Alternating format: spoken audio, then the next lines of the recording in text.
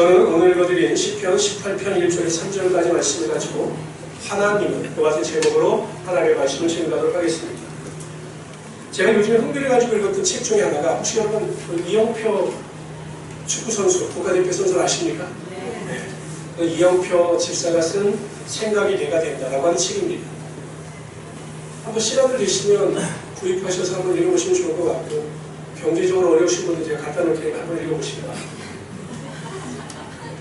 제가 이 책을 읽으면서 굉장히 큰 감동을 받았던 것이 무엇이냐면, 집사님이신데 이 영적인 깊이가 대단하더라고요. 그 쓴 내용은 또 한 가지는 단지 어떤 지식이나 배움에 의해서가 아니라 자신의 체험을 바탕으로 쓴 내용이기 때문에 훨씬 더 설득력이 있었고 감동이 있었습니다. 생각이 내가 된다. 그 책 중에 나오는 내용의 일부입니다. 제가 잠깐 소개를 해드리도록 하죠. 2013년도에 이 이영표 씨의 처제 부부가 선교사인데 이 부부를 통해서 슬픈 소식을 접하게 됩니다. 저 지금 어렴풋이 그 책을 보는데 기억이 나는데, 캄보디아 선교를 위하여 선교훈련을 받던 선교사 부부가 선교 사명을 갖고 캄보디아의 첫 발을 내딛어서 나가는 순간 교통사고가 납니다. 선교를 시작하셨죠. 그래서 선교사 부부가 죽고 4명의 자녀들 중에서 2명의 아이들이 죽었습니다. 사망을 하는 거죠. 그 소식을 접하고 나서 이영표 집사가 굉장히 마음속에 혼란이 왔다는 거죠. 하나님의 뜻이 어디 있는가? 그러면서 한편으로 더 걱정이 되었던 것이 무엇이냐면, 남아있는 이 2명의 자녀들은 분명히 어떻게 되는가? 교통사고를 당했다는데 어떻게 해결이 되는가? 이게 굉장히 혼란스럽고 도와주기를 원했지만 여건상 자신의 생각대로 그 자녀들을 도와주지 못했습니다. 시간이 흘렀습니다. 이 여름에 사고가 나고 이제 겨울이 되었죠. 그런데 이 이영표 집사가 한 통의 메일을 받아요. 이 메일이 어떤 메일이었냐면 대학 병원에서 온 메일이었는데, 2013년 1월 초에 한 대학 병원을 방문해서 이야기를 나누던 중에 이영표 집사가 대학병원에다 기부금을 기탁합니다. 우리가 보기엔 작은 돈이라고 하지만 작은 돈은 아니었던 것 같아요. 그리고 그 기부금을 기탁하면서 뭐라고 부탁을 했냐면, 이 기부금을 선교사 자녀들이 치료를 받을 때 치료비가 모자랄 경우 제가 기탁한 이 기부금으로 그 사람들을 도와주면 좋겠습니다 라고 부탁을 하고 돌아오는 거죠. 근데 그거에 대한 답변이 온 겁니다. 그 기부금을 어디에 사용했는지 그 병원에서 알려온 거예요. 눈치 빠른 분들은 아시겠지만 어디에 사용했을까요? 그렇죠. 선교사 부부의 사고가 난 아들, 그 자녀들 둘을 위해서 이 기탁금이 사용된 것입니다. 이영표 집사가 직접 도와주고자 했으나 여건이 못 돼서 못 도와줬는데, 하나님께서 이미 그것을 아시고 1월 달에 기부금을 기탁해 하시고 그 기부금을 통해서 어려움을 당한 선교사의 자녀들의 치료를 담당케 하여 주신 거죠. 그 메일을 받는 순간 이 이영표 집사가 고백하고 기록하기를 하나님에 대한 찬양과 감사가 나왔는데요. 어떠한 하나님에 대한 찬양과 감사냐면 시간과 공간의 지배를 받지 않으시는 하나님이다. 내가 믿는 하나님은 시간과 공간의 지배를 받지 않으시는 하나님으로서 미리 아시고 나를 통하여 선교사 부부의 자녀들을 위한 기부금을 기탁하게 하셨다 라고 고백을 하였습니다. 제가 그 글을 읽으면서 정말 큰 감동을 받았습니다. 오늘 저와 여러분이 읽은 본문의 저자는 다윗이에요. 근데 이 시편 18편을 언제 기록했느냐? 다윗이 왕이 되고 이방 민족들을 정복하여 정치, 경제, 사회, 문화적으로 나라와 민족이 안정이 되었을 때 지금 시간 10편 18편입니다. 다윗은 자신도 안정이 되고 국가가 안정이 되었을 때 자신의 인생을 뒤돌아보게 됩니다. 인생을 뒤돌아보니까 자신의 삶을 하나님을 빼놓고는 설명할 수가 없는 겁니다. 목동이었습니다. 비천한 신분이었습니다. 그러나 하나님께서 다윗을 택정하시고 그를 세우시니 그가 위대한 왕이 되었던 것입니다.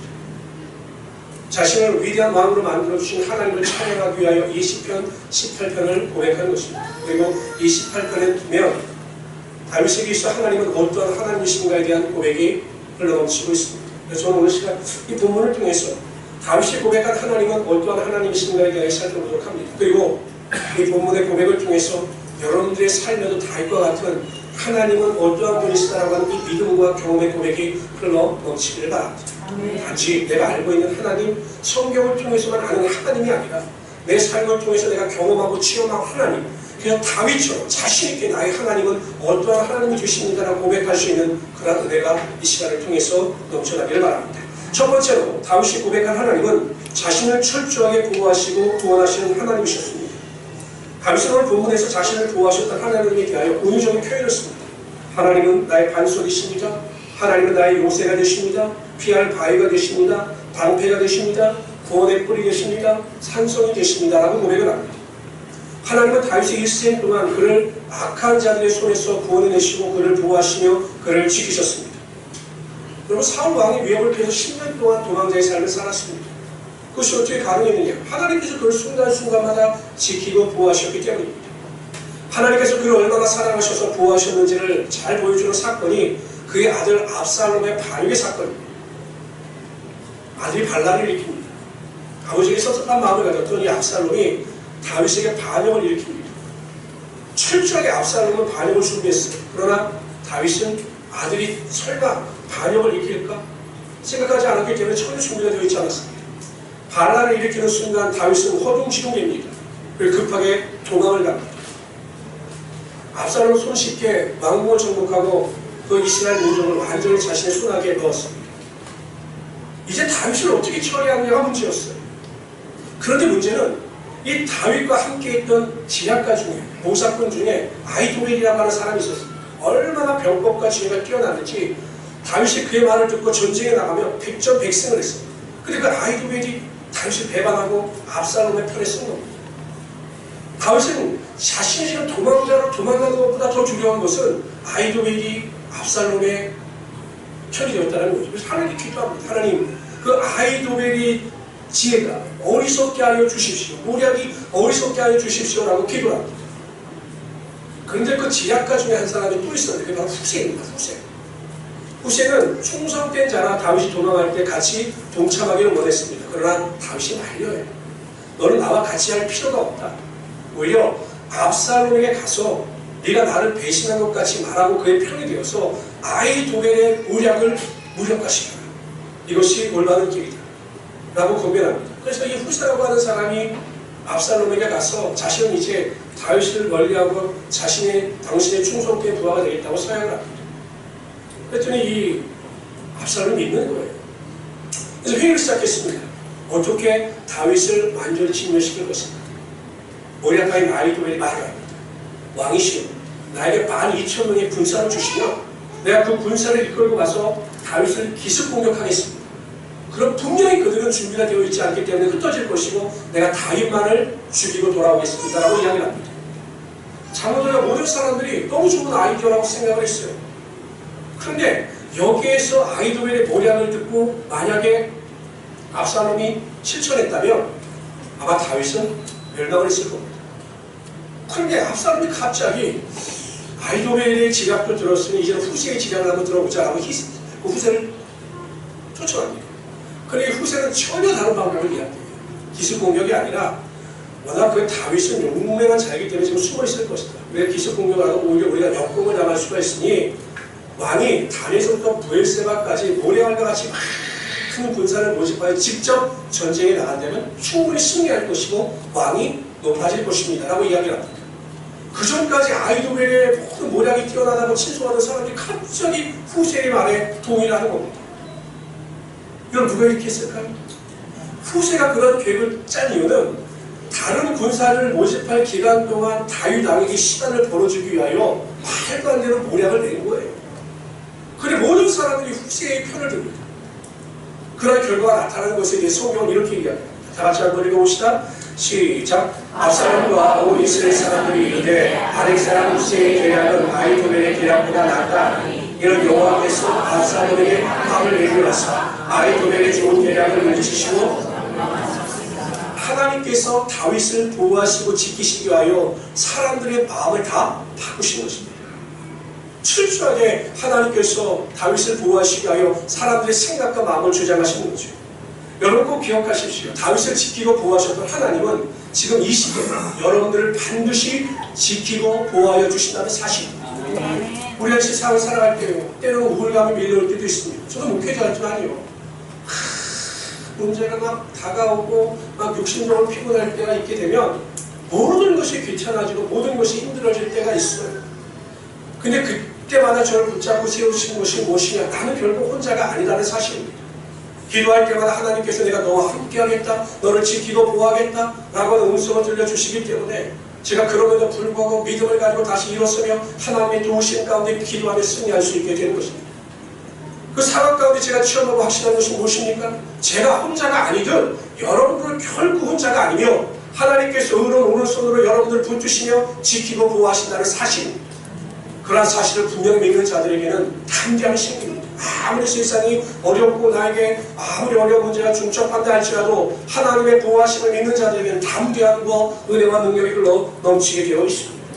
하나님께서는 분명히 말씀하셨습니다. 이사야서 43장 2절에 보면 내가 물 가운데 지날 때 내가 너와 함께 할 것이라 강을 건널 때 물이 너를 침몰치 못할 것이며 네가 불 가운데 지날 때 타지도 아니할 것이요 불꽃이 너를 사르지도 못하리니 세상의 어떤 강과 세상의 어떤 강력한 불의 권세도 여러분들을 이기지 못합니다. 왜요? 하나님께서 여러분들을 보호하시기 때문에. 우리 모든 성도님들도 다윗처럼 고백하십시오. 나는 결코 혼자가 아닙니다. 하나님께서 나를 보호하시고 지키시기 때문에 나는 모든 일에 넉넉히 이기며 하나님과 동행하며 살아가고 있습니다. 이런 고백을 들을 수 있는 하나님의 귀한 성도들이 되시기를 주님 축원합니다. 두 번째로요. 다윗이 고백한 하나님은 자신의 기도를 들으시고 응답하시는 하나님이셨습니다. 시편 4편 3절에 보면 다윗은 이렇게 고백합니다.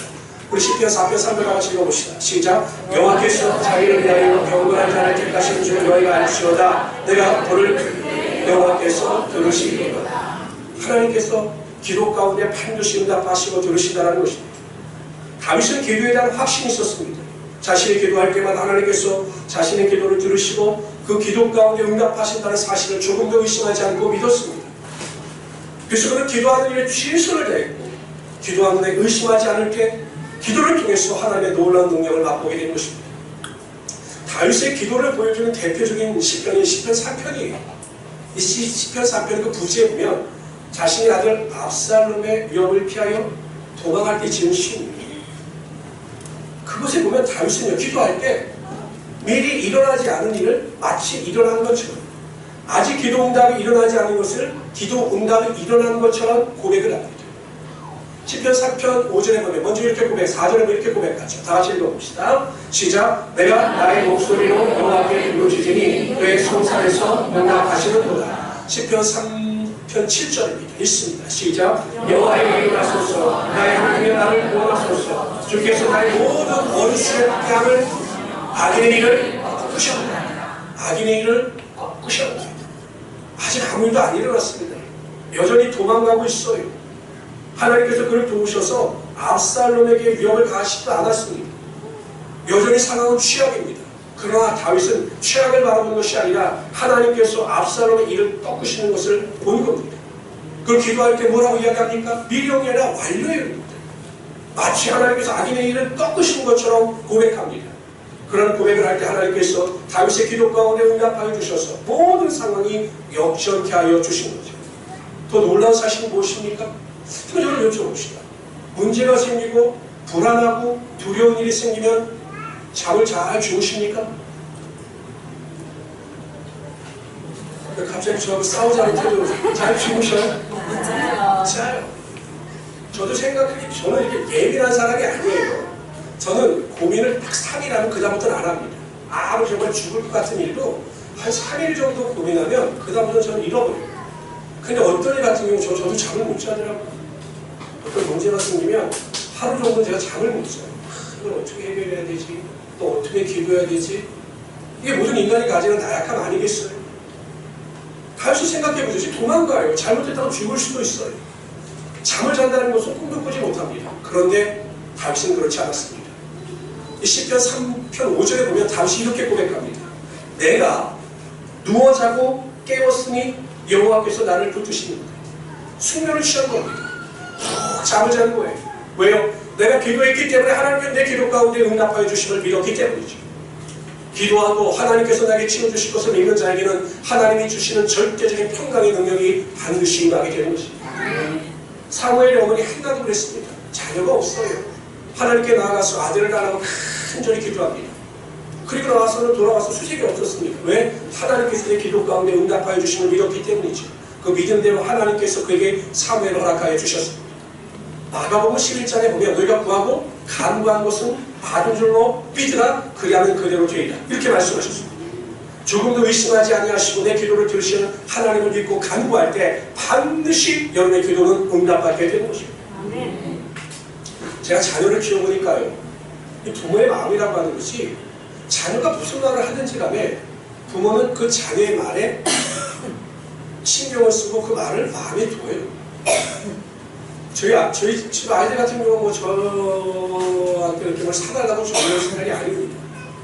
그냥 지나가 툭 던집니다. 저희 아들 같은 경우는 툭 던져요. 운동화가 필요한데, 크게도 말 안 하고 운동화가 필요한데 툭 던져요. 사달라는 건지 말라는 건지 잘 모르죠. 저는 그걸 마음에 둬요. 그 나중에 물어보니까 아빠가 이번 주 금요일날은 시간이 나는데 운동화를 사러 갈까? 그럼 요즘 아이들은 야가서 아버지 가서 신어보고 인터넷에 시키면 돼. 걱정하지 마세요. 돈을 주는 거죠. 제가 보면 자녀들이 하는 말에 대해서 부모는 의미를 두고 그 말을 그냥 허투루 듣는 일이 없습니다. 항상 그 의미를 마음속에 새깁니다. 하나님은 어떠십니까? 그럼 하나님은 어떠시다고 생각을 하십니까? 하나님은요, 여러분의 작은 신음 하나도 그냥 보내시는 일이 없어요. 여러분이 기도하는 모든 기도 가운데 모든 것을 들으시고 반드시 그 기도 가운데 응답하여 주십니다. 육신의 부모는요, 자녀들이 무슨 말을 하면 쓸데없는 말을 할 때 이런 말을 종종 합니다. 야, 무슨 그런 쓸데없는 말을 해. 왜 그런 말을 하고 그런 걸 나한테 요구해. 그건 너희가 부모에게 요구할 수 있는 일이 아니야. 그 부모가 내가 너에게 그걸 들을 수 있는 능력도 없어. 돈도 없어. 시간도 없어. 보통 이렇게 말을 합니다. 거두절미하죠. 그러나 하나님은 절대 안 그러십니다. 여러분들이 어떠한 기도를 하든 어떠한 쓸데없는 기도를 해도 하나님은 여러분의 기도를 하나도 마다하지 않으셔요.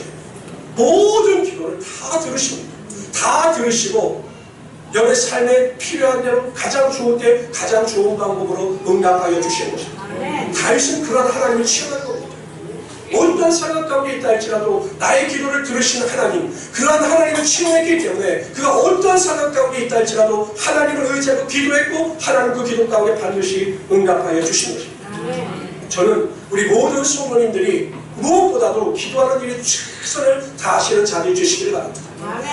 기도는 결코 땅에 떨어지는 것이 하나도 없습니다. 헛수고가 하나도 없습니다. 기도한 대로 간절히 부르짖은 대로 하나님께서 여러분의 기도 가운데 응답하여 주시고 여러분의 삶에 놀라운 기적과 변화와 능력이 반드시 나타나게 되는 것입니다. 그래서 우리 모든 성도님들은 다윗처럼 하나님은 나의 기도에 반드시 응답하시는 하나님이십니다. 이렇게 고백하실 수 있는 하나님의 귀한 성도들이 되시기를 주님으로 축원합니다. 세 번째로요, 다윗이 고백한 하나님은 병을 고치시는 하나님이셨습니다. 시편 103편 3절에 보면 다윗은 이렇게 고백합니다. 다 같이 한번 읽어봅시다. 시작. 그가 내 모든 죄 악을 사하시며 내 모든 병을 고치시니라. 물론 성경에서 하나님께서 특별히 다윗의 어떠한 병을 고치셨는가에 대한 기록은 없어요. 그러나 다윗은 하나님께서 모든 사람들의 병을 고치신다는 사실을 확실히 믿었고 그렇게 고백한 것입니다. 성경에 보면 하나님께서는 무수히 많은 자들의 병을 고치셨습니다. 구약 성경에 보면 아람 장군, 나아만 장군의 병을 고치셨죠. 문둥병을 고치셨죠. 나병을 고치셨죠. 또 히스기야 왕의 병을 고치셨습니다. 신약으로 넘어오면 예수님께서는 예수님 앞에 나온 모든 병자들의 병을 고치셨습니다. 이사야서 53장 5절에 보면 이런 말씀이 있습니다. 그가 찔림은 우리의 허물 때문이요 그가 상함은 우리의 죄악 때문이다. 그가 징계를 받음으로 우리가 평안을 누리고 그가 채찍에 맞음으로 우리가 나음을 입었도다 라고 말씀하셨습니다. 예수님께서 우리의 모든 죄의 저주를 담당하시고 십자가에 달려 돌아가셨습니다. 그러나 단지 십자가에 달려 돌아가실 때 죄의 저주만을 담당하신 것이 아니라 우리의 모든 질병의 고통마저도 담당하여 돌아가셨기 때문에 우리가 믿음으로 기도할 때 하나님께서 우리의 병을 고치시며 놀라운 은혜와 능력이 나타나게 하여 주시는 것입니다. 예수님께서 부활하시고 40일 동안 이 땅에서 생활하시다가 승천하셔요. 그때 제자들에게 뭐라고 말씀하셨냐면 마가복음 16장 17절 18절에 보면 믿는 자들에게는 이런 표적이 따르니 너희가 내 이름으로 귀신을 쫓아내며 새 방언을 말하며 뱀을 집으며 무슨 독을 마실지라도 해를 받지 아니하며 병든 사람에게 손을 얹은 즉 나으리라 라고 말씀하셨습니다. 여러분 저는 믿어요. 이 시대에도 하나님께서 병든 사람의 손을 얹고 기도할 때마다 병을 고치신다는 사실을 분명히 믿습니다. 왜냐하면 성경이 말씀하셨고 제가 경험했고 많은 목사님들을 통해서도 병 고침의 역사가 나타남을 치료했기 때문입니다. 사도 바울도 분명히 이야기합니다. 그 많이 배우고 똑똑하고 지식 있는 사람, 굉장히 인텔리한 사람 아닙니까? 사도 바울도 야고보서 5장 16절에서 이렇게 이야기합니다. 이러므로 너희 죄를 서로 구하며 병 낫기를 위하여 서로 기도하라. 의인의 간구는 역사하는 힘이 많으니. 성도들 간에 서로 간과하는, 병 낫기를 위해서 기도하는 겁니다. 서로 기도를 부탁하고 서로 기도할 때 병 고침의 역사가 반드시 나타나게 된다는 것입니다. 근데 의외로요, 성도들 중에 병양식에 빠져있는 분들이 있습니다. 이 시대가 여러분 병에 대한 두려움이 가장 큰 시대인 것 같아요. 제가 이렇게 보면 왜 그걸 느끼냐면 TV를 켰다가 홈쇼핑에서 나오는 광고가 보험이에요. 보험. 여러분 모든 일을 책임져 드립니다. 간도 책임져 드립니다. 위도 책임져 드립니다. 모든 게 보험이에요. 보험. 사람들이 병에 대한 두려움이 굉장히 많아요. 얼마나 약을 많이 먹는지 뭐 비타민 C, D, F 뭐 다겠지. 근데 여전히 약을 먹고 건강에 대한 두려움은 있는데 그 건강의 두려움에서 벗어나지 못해. 이게 병양의식입니다. 성도들에게도 그런 병양의식이 있어요. 조금만 아프면 많이 아픈 것 같고 조금만 어지러운 것 같으면 몸에 이상이 많이 온 것 같습니다. 어지러울 때 어지럽다 하면 더 어지럽습니다. 몸이 아플 때 아프다 하면 더 아픕니다. 왜요? 우리 몸의 세포가 그것을 다 들어요. 똑같이 반응하는 겁니다. 그러나 병의 의식을 물리치고 예수께서 치치게 맞으로 내가 나음을 입었도다라고 믿음을 가지고 선포할 때 독수리에 날개치 못한 육신의 간거함이 반드시 여러분 삶 가운데 임하게 되는 것입니다. 여러분 병원에 갈 때도요 꼭 기도하세요. 우리 아이가 아파요. 우리 부모가 아파요. 나도 아파요. 그럴 때 기도하십시오. 하나님, 의사의 손길을 통해서도 하나님의 치유의 능력이 나타나게 하여 주시고 만약 병원에 갈 일이 없으면 하나님께서 치유하여 주셔서 내 몸의 병을 고쳐주십시오라고 기도하면 하나님께서 그 믿음대로 병을 고쳐주는 역사도 반드시 나타나게 되는 것입니다. 그러면 우리 모든 성도님이 기도하실 때마다 병양의식이 떠나가게 하시고 항상 강건함 가운데 치유의 능력을 체험하시는 하나님의 귀한 성도들이 되시기를 주님으로 축원합니다. 네 번째로요, 다윗이 고백한 하나님은 좋은 곳으로 소원을 만족해 하시는 하나님이셨습니다.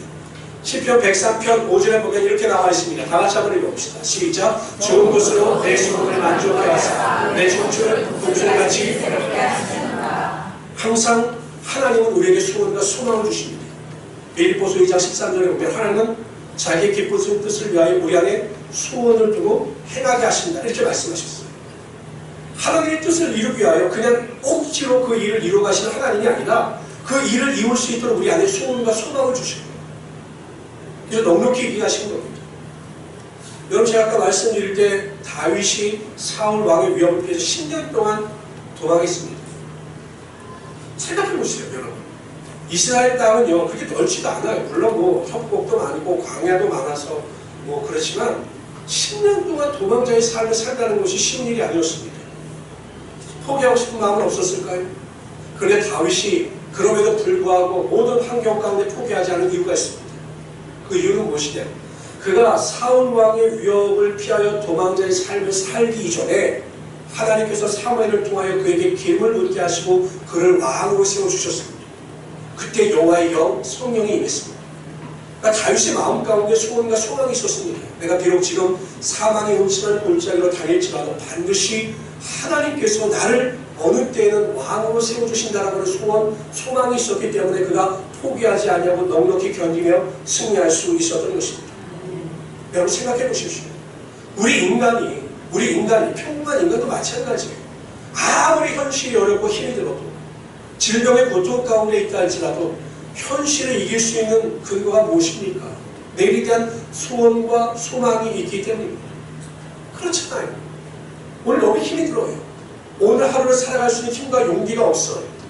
그럼에도 불구하고 인간이 다시 일어설 수 있는 것은 혹시 내일이면 변할 수도 있겠다라고 하는 소망과 기대가 있기 때문에 만약에 그 소망과 기대가 없다면 인간은 쓰러지게 되어 있습니다. 근데 우리는 어떻습니까? 하나님께서 우리에게 소원을 주시는 겁니다. 아무리 오늘이 어렵고 힘들어도 내일을 볼 수 있는 믿음의 눈, 비전의 눈, 소망의 눈, 소원의 눈을 주셨기 때문에 우리가 현실을 넉넉히 이기며 살아갈 수 있게 되는 것이죠. 만약 우리 성도님들이 내일에 대한 소망과 소원을 포기하지 않는다면 절망의 어두움 가운데서도 하나님이 주신 그 소망과 소원의 빛을 바라볼 수 있는 믿음과 기대만 있다면 여러분들은 반드시 다윗처럼 현실의 어두움을 이기고 믿음 안에서 소망 가운데 승리하며 살아갈 수 있게 되는 것입니다. 저는 그래요. 30대, 40대 분들도 마찬가지죠. 꿈이 많았으면 좋겠습니다. 소망이 많았으면 좋겠습니다. 소원이 많았으면 좋겠습니다. 그래서 기도하는 제목이 많았으면 좋겠습니다. 나에게 소원이 많고 소망이 많다는 것은 기도할 것이 너무 많은 거 아니겠습니까? 내 환경을 보고 내 능력을 보면 정말 소원하고 기대할 것이 없지만 하나님을 의지해서 기도하면 하나님께서 소원과 소망을 주시는 겁니다. 저 많은 소망과 소원을 가지시길 바랍니다. 나의 능력은 나를 제한하지 마세요. 나는 이 정도밖에 되지 않기 때문에 나는 도저히 아무것도 이룰 수 없다. 이런 패배주의적 사고를 가지지 마시길 바랍니다. 하나님은 목동을 택하셔서 이스라엘 왕을 삼으셨어요. 그에게 꿈을 주시고 소망을 주심으로 환난과 절망을 이기게 하여 주셨습니다. 그런 하나님이 여러분들에게 그런 능력을 주시지 않겠습니까? 물질이 부족한 자에게 꿈을 꾸면 물질을 주시는 겁니다. 집을 꿈꾸는 자에게 집도 주시고 직장을 꿈꾸는 자에게 직장도 허락하여 주시는 겁니다. 소원과 소망을 가지고 포기하지 않고 기도할 때 하나님은 반드시 가장 좋은 곳으로 소원과 소망을 이루어 주시는 것입니다. 저는 우리 모든 성도님들이 꿈을 꾸시기를 바랍니다. 제가 9시 반 예배 때도 말씀드렸죠. 우리 권사님들이나 이런 분들은 사실 날보다 사실 날이 얼마 남지 않으셨기 때문에 소원에 대한 그런 것도 자녀들에 대한 것이 많겠지만 정말 30, 40대 분들은 좀 꿈을 꿨으면 좋겠어요. 소망을 가졌으면 좋겠습니다. 그것도 너무나 현실적이고 너무나 작고 초라한 꿈과 소원이 아니라 하나님이 주시는 소원과 소망을 가졌으면 좋겠습니다. 청년들도 꿈을 꿨으면 좋겠습니다. 하나님이 주시는 꿈을 가지고 나는 이거밖에 안 되는데 나는 이 정도밖에 이룰 수 없는데 이게 아니라 정말 내게 주시는 그 은혜 가운데 모든 소원과 소망이 이루어짐으로 하나님의 영광을 드러내기를 원하는 그 믿음, 은혜가 있기를 바랍니다. 그래서 여러분 다윗처럼 꿈꿀 수 없는 상황 속에서 소원과 소망을 가지고 이스라엘 민족의 위대한 왕이 되었던 것처럼 우리 모든 성도들도 그런 소원과 소망을 가지고 하나님의 위대한 일꾼들이 되시기를 주님의 이름으로 축원합니다. 다섯 번째로요, 다윗이 고백한 하나님은 나의 목자이신 하나님이셨습니다. 시편 23편 1절에 보면 여호와는 나의 목자시니 내게 부족함이 없으리로다 라고 고백합니다. 하나님께서 나의 목자가 되시니 결코 부족함이 없다라는 거죠. 사실 양에 비유합니다. 이건 양은요 연약한 동물이라 할 수 있는 게 아무것도 없어요. 그냥 목자가 이끄시는 대로만 가면 되는 겁니다. 그러니까 좋은 목자를 만나면 그냥 모든 것이 안전하게 되지만 신실하지 못한 목자를 만나면 양도 힘들게 되는 거죠. 그런데 다윗은 하나님께서 자신의 삶에 가장 선하고 좋은 목자가 되셨음을 고백하고 있는 것입니다. 요즘 이 사회 현상을 보면 또 TV를 보면 멘토라는 말을 자주 듣게 돼요. 제가 요즘 TV 프로그램 중에 관심을 갖고 보는 TV 프로그램이 백종원 씨의 골목식당입니다. 이렇게 보면 저는 그런 다큐멘터리, 논픽션 다큐멘터리를 좋아합니다. 그런데 보십시오. 어떤 멘토를 만나느냐에 따라 개인뿐만 아니라 공동체가 변하는 능력이 나타나지 않습니까? 그럼 미다세손처럼 그 사람이 가서 막 이야기해주고 방향을 제시해주면 죽었던 상권이 살아나고 막 음식점이 살아나고 사람이 변화돼요. 그러니까 어떤 멘토를 만나느냐가 굉장히 중요한 것이죠. 야구를 좋아하시는 분들 계실지 모르겠지만 제가 얼마 전에 그 한 개인의 영향력이 얼마나 큰 팀에 영향을 미치는가에 대한 기사를 본 적이 있어요. LG 트윈스의 김현수라고 하는 선수가 있어요. 이번에 LG 트윈스에서 이 김현수 선수를 115억 원에 스카우트한 겁니다. 적은 돈 아니죠. 115억이면 엄청난 돈이죠. 과연 이 115억 원의 가치를 하고 있는가? 이거를 스포팅 마케팅 입장에서 분석하는 거예요. 그런데 충분히 그 가치를 하고 있다는 거예요. 근데 이 분석한 사람이 어떤 재미있는 분석을 하냐면 단지 김현수 개인이 팀에 공헌하는 공헌도도 크지만 그로 인하여 파급되어지는 영향력이 크다는 거예요. 예를 들어서 이 김현수 선수가 미국 메이저리그에서 진출했다 돌아왔는데 그 메이저리그에서 배운 시스템을 후배들에게 적용하는 거예요. 어떻게 체력 훈련을 하고 어떻게 운동을 하고 어떠한 마인드로 경기에 임하는가를 이것을 자신이 배운 것을 후배 선수들에게 알려주는 겁니다. 그랬더니 그것을 보고 답습한 후배들의 기량이 일치월지 않았습니다. 홈런수도 늘어나고 그 타격도 엄청 상승했습니다.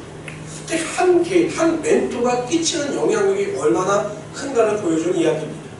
제가 왜 이런 이야기를 드리냐면 여러분 생각해 보시죠. 우리의 인생에서 가장 완벽하고 온전한 멘토가 누구실까요? 예수님, 하나님이십니다. 만약에 정말 예수님께서 우리의 인생을 이끄시는 온전한 인도자가 되어주셔서 또 우리가 그 인생의 인도함 가운데 온전히 순복하여 그 길을 걸어나가게 되면 예수님보다 훌륭한 멘토가 없다는 거죠.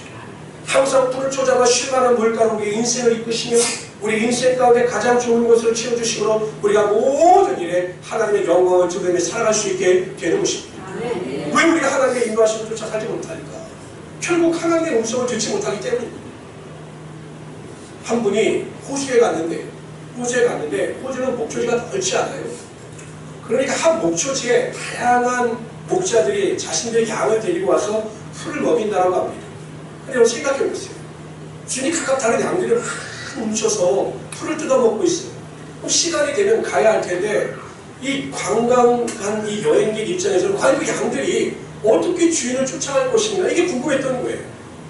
근데 놀라운 사실은요. 각각의 주인이 가서 그 양들을 부르면 그 양들이 그 주인의 음성을 듣고 그 주인을 쫓아가더라는 거죠. 절대 다른 주인을 쫓아가는 양들이 없다는 거예요. 그래서 자연스럽게 양들이 주인을 쫓아 분리가 되더라는 거죠. 여러분 보십시오. 양들도 주인의 음성을 알아요. 우리가 하나님의 음성을 알고 그 음성에 순종해야 되는 것은 당연한 거죠. 제가 그래서 매일 큐티를 강조하고 하루 20분씩 기도하라는 것입니다. 쉽지 않아요. 여러분. 기도 제목 내신 것도 보면 많은 기도 제목이 그겁니다. 목사님 하루 20분씩 이상 기도할 수 있도록 기도해 주시기를 바랍니다. 저는 열심히 기도합니다. 20분씩 이상 기도하시라. 근데 쉽지 않아요. 제가 새벽 예배를 해보니까 더 쉽지 않아요. 하루에 20분씩 기도한다는 건 쉽지 않아요. 그러나 여러분 분명히 기억하십시오. 매일 기도하고 매일 말씀을 묵상하며 하나님의 음성을 듣기 원하는 자들에게 하나님께서 반드시 그 음성을 들려주시고 여러분의 인생을 이끌어가게 하여 주실 것입니다. 아무리요. 내가 배운 것이 없고 스펙이 없고 부족하다 할지라도 하나님의 음성을 들을 수만 있다면 그 음성에 순종하여 그 인도하신 가운데 순종하며 쫓아가고 나갈 수만 있다면 반드시 그 인생은 하나님께서 책임져 주시고 그 인생 가운데 시온의 대로가 펼쳐지게 되어 있는 것입니다. 현실이 중요한 게 아닙니다. 내가 지금 하나님의 음성을 듣고 있는가? 예수 그리스도의 음성을 듣고 있는가? 그 음성대로 순종하고 있는가? 그거를 분명히 점검하시고 우리 인생의 완전한 멘토가 되시고 인도자가 되신 그 하나님의 음성 가운데 길을 들이며 살아갈 수 있는 하나님의 귀한 소물이 되시기를 주님으로 축원합니다. 저는 오늘 시간 다윗이 경험하고 확신한 하나님에 대한 고백에 대해서 소개를 드렸습니다. 첫 번째로 다윗은 하나님은 자신을 보호하시는 하나님이라고 고백했습니다. 두 번째로 다윗은 하나님은 자신의 기도를 들으시고 응답하시는 분이라고 고백을 했습니다. 세 번째로 다윗은 하나님은 병을 고치시는 분이라고 고백을 했습니다. 이거 믿었습니다. 네 번째로 다윗은 하나님의 좋은 것으로 소원과 소망을 채워주시는 분이라고 고백하고 믿었습니다. 다섯 번째로 다윗은 하나님은 자신의 삶의 목자가 되신다고 고백하고 믿었습니다. 근데 여러분 제가 왜 설교 제목을 하나님은 하고 뒤에를 채우지 않았을까요? 이 뒤를 여러분들이 채우라는 겁니다. 다윗은 5가지를 채웠습니다. 그러나 여러분의 삶 가운데 여러분이 매일매일 하나님을 체험하고 경험하는 것을 여러분의 믿음의 고백으로 선포하시기 바랍니다. 성경을 통해 단지 지식으로 아는 것이 아니라 내가 삶 가운데 만난 하나님, 뼈저리게 경험했던 하나님의 은혜, 하나님의 능력, 하나님의 번세, 이것을 여러분의 믿음으로 고백할 수 있는 하나님의 귀한 찬양이 되시기를 주님으로 축원합니다. 기도하겠습니다.